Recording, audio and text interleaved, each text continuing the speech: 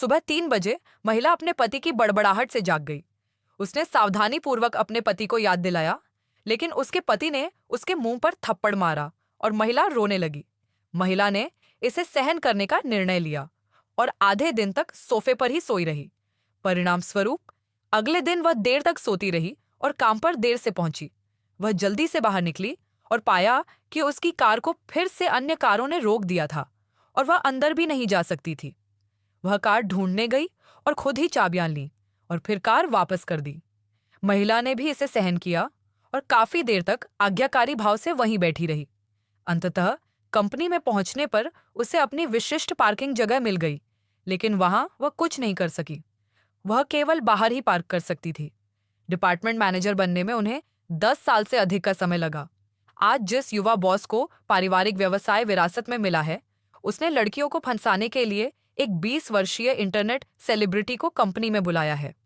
Boss ने महिला की स्थिति को सिर्फ एक वाक्य से बदल दिया, लेकिन वह कुछ नहीं कर सकी। युवा महिला इच्छा के विरुद्ध जाने की आदी थी, इसलिए उसने इसे फिर से सहन करना चुना। जब वह काम से छुट्टी लेकर आई तो उसे पता चला कि उसकी पार्किंग में खड़ी महिला इंटरनेट सेलिब्रिटी थी, जो अभी अभी कंपनी में आई थी। नायिका उससे बहस करना चाहती थी। काफी देर तक ठीक है कहने के बाद वह बाहर गई और पाया कि उसकी कार पर फिर से चालान काट दिया गया है। जिस विक्रेता को कार की देखभाल करने और उसे हटाने में मदद करने के लिए पैसे मिले थे, उसने उससे क्रूरतापूर्वक टिप मांगने का साहस किया। ऐसा लगता है कि यदि कोई व्यक्ति बहुत अधिक ठंडा है और हमेशा अपने क्रोध को सहन करता है, तो अक्सर उसका सम्मान नहीं किया जाता, बल्कि उसे धमकाया जाता है। नायिका घर लौटी और रिपेयरमैन से मिली, जो नेटवर्क केबल की मरम्मत कर रहा था। उसने उससे पूछा कि क्या यह ठीक हो गया है, तो उसने कहा कि नहीं, आपके घर में किसी ने दरवाजा नहीं खोला। नायिका ने देखा कि उसका पति घर पर है और उसे आश्चर्य हुआ कि उसने दरवाजा क्यों नहीं खोला, लेकिन उसके पति ने उसे अपनी रचना में विघ्न डालने दिया। ऐसी जिंदगी का सामना करते हुए नायिका अब और बर्दाश्त नहीं कर सकती। वह हर दिन डिप्रेशन दवा लेती है, लेकिन फिर भी।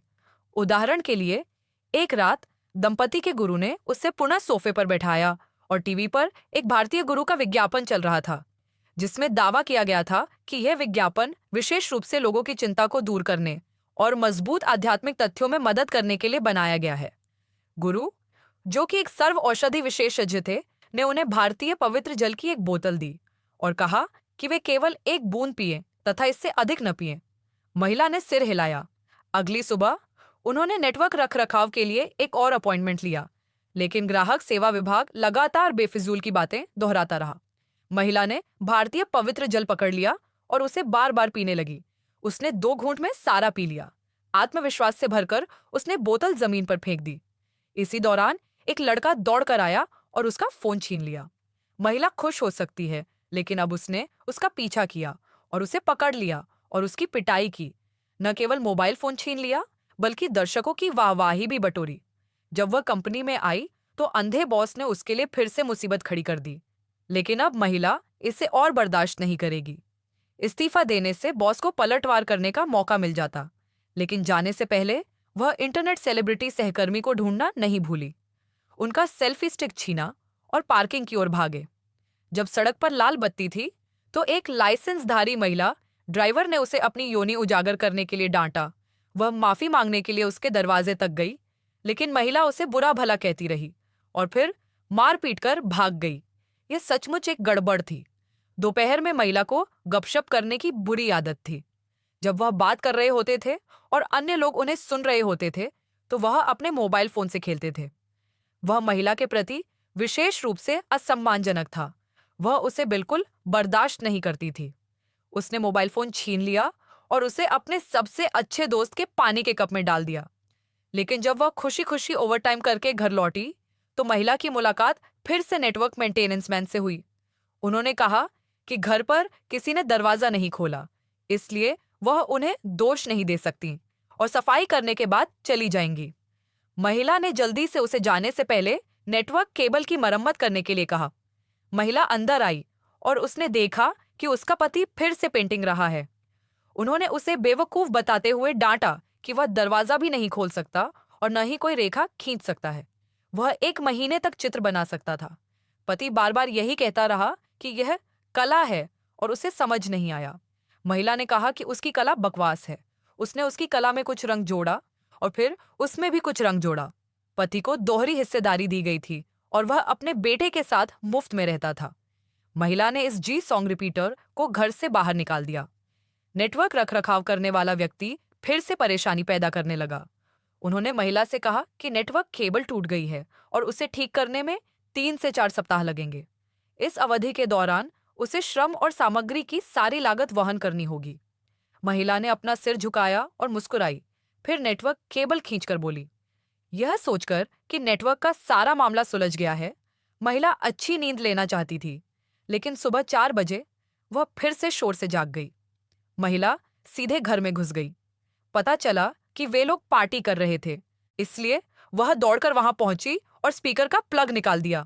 परिणाम स्वरूप लोगों के इस समूह ने सलाह नहीं सुनी, बल्कि महिला पर चिल्लाने लगे। महिला गुस्से में चली गई, लेकिन वह खुश नहीं थी। इसके बजाय वह नीचे गई और एक बैरल गैसोलीन ढूंढकर कार में डाल दिया और फिर उनके सामने कार स्टार्ट कर दी। अब वहां बहुत शांति थी। महिला दोपहर 2 बजे तक सोती रही। जब वह जागी तो उसे आराम महसूस हुआ और उसे चिंता निवारक दवा लेने की आवश्यकता नहीं पड़ी। वह अपने पति द्वारा किए गए सभी नुकसान और नारियल की सामग्री को भी भूल गई। उसने अपना पसंदीदा पिज्जा ऑर्डर किया, शैंपेन की एक बोतल खोली और कुछ गर्म पानी बनाया। महिला को अंततः पता चला कि जीवन इतना सुखद हो सकता है, लेकिन उसे एक महत्वपूर्ण बात याद आई।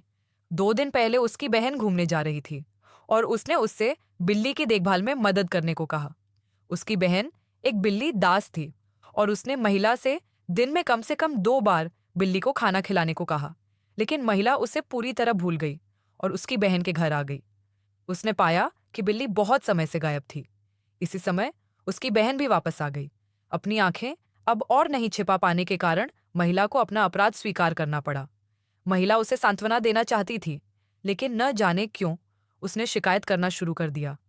उसे बस इसका अफसोस हुआ और उसने माफी मांगी। यह भारतीय जादुई पानी ही था जिसके कारण वह अपने पर नियंत्रण खो बैठी और दूसरों को चोट पहुंचा दी। महिला भगवान को खोजने गई और उनसे जादुई पानी के प्रभाव को दूर करने में मदद चाहती थी, लेकिन भगवान लंबे समय तक काम करने में असमर्थ थे। सच कहें तो यह जादुई पानी नहीं था, बल्कि साधारण नल का पानी था। डॉक्टर एक वास्तविक मनोवैज्ञानिक थे। वह इस प्रकार के मनोवैज्ञानिक सुझाव का प्रयोग कर मरीजों को अपना दिल खोलने में मदद करने में माहिर थे।